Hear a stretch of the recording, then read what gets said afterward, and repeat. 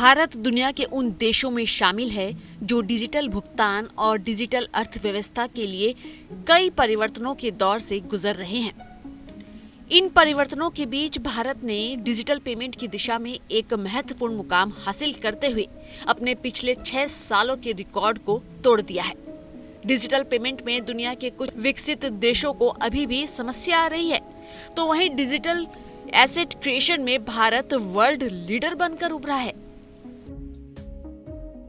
आपको बता दें कि केंद्रीय मंत्री अश्विनी वैष्णव ने दावोस में चल रहे वर्ल्ड इकोनॉमिक फोरम में कहा था कि दिसंबर 2022 में भारत का डिजिटल पेमेंट ट्रांजैक्शन $1.5 ट्रिलियन का रहा, जो यूएस, यूके, जर्मनी और फ्रांस के कंबाइंड डिजिटल पेमेंट से काफी ज्यादा है। आपको जानकर हैरानी होगी कि डिजिटल ट्रांजैक्शन यूपीआई के जरिए 6 साल में 48 करोड़ प्रतिमाह से 9.60 लाख करोड़ पहुंच चुका है। तो वहीं साल 2022 के मार्च महीने में यूपीआई ने पहली बार एक महीने में 5 बिलियन लेन देन का रिकॉर्ड बनाया था। देश में नोटबंदी के बाद से डिजिटल पेमेंट में लगातार तेजी देखी गई है।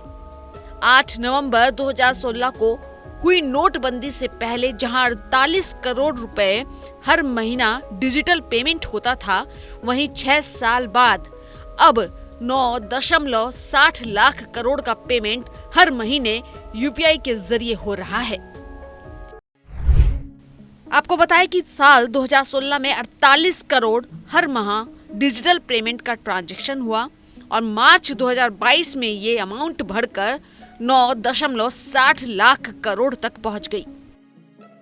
नवंबर 2016 में नोटबंदी हुई, जिसके बाद यह ट्रांजैक्शन बढ़कर 100 करोड़ पर पहुंच गया।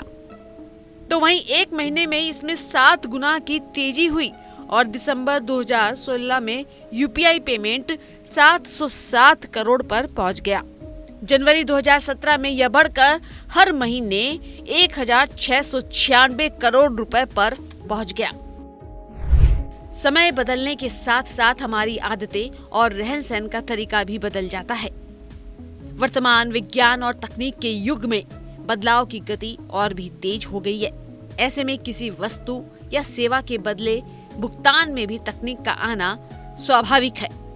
जैसे प्राचीन काल में भुगतान के लिए वस्तु के बदले वस्तु दी जाती थी, आज के आधुनिक युग में भौतिक मुद्रा के साथ डिजिटल लेन देन का भी इस्तेमाल हो रहा है। पिछले 3 सालों में भारत में डिजिटल पेमेंट ट्रांजैक्शन में तेजी से इजाफा हुआ है। डिजिटल पेमेंट के आसान और सुविधाजनक तरीके जैसे Bharat interface for money unified payments interface भुगतान सेवा ने काफी बढ़ोतरी दर्ज की है। नोटबंदी के समय सिर्फ पेटीएम ही डिजिटल ट्रांजैक्शन का जरिया था, लेकिन वर्तमान समय में कई कंपनियां यहां सुविधा मुहैया करा रही हैं। गूगल, फोन पे, भीम, यूपीआई, एयरटेल, व्हाट्सएप जैसी मैसेजिंग कंपनी भी यूपीआई और डिजिटल ट्रांजैक्शन के फीचर मुहैया करा रही हैं। आपको बता दें कि शायद ही कोई ऐसा व्यक्ति हो जिसने स्मार्टफोन के जरिए डिजिटल पेमेंट ना किया हो, लेकिन देखने में ये जितना आसान लगता है, कभी कभी उतना ही खतरनाक भी साबित हो सकता है। यूपीआई पेमेंट के फायदे हैं तो उसके नुकसान भी है।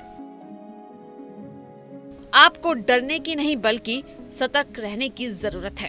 हम आपको कुछ महत्वपूर्ण सुझाव बता रहे हैं जिन्हें इग्नोर करने की गलती ना करें। कभी भी किसी से भी अपना यूपीआई एड्रेस शेयर ना करें।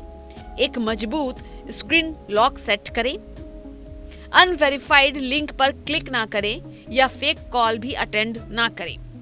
यूपीआई ऐप को नियमित रूप से अपडेट करते रहें और एक से अधिक ऐप का उपयोग करने से बचें।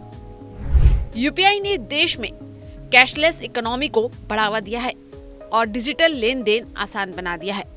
तेजी से बढ़ते इस डिजिटल लेन देन को पूरी सावधानी के साथ इस्तेमाल करना है, आपके लिए फायदेमंद होगा।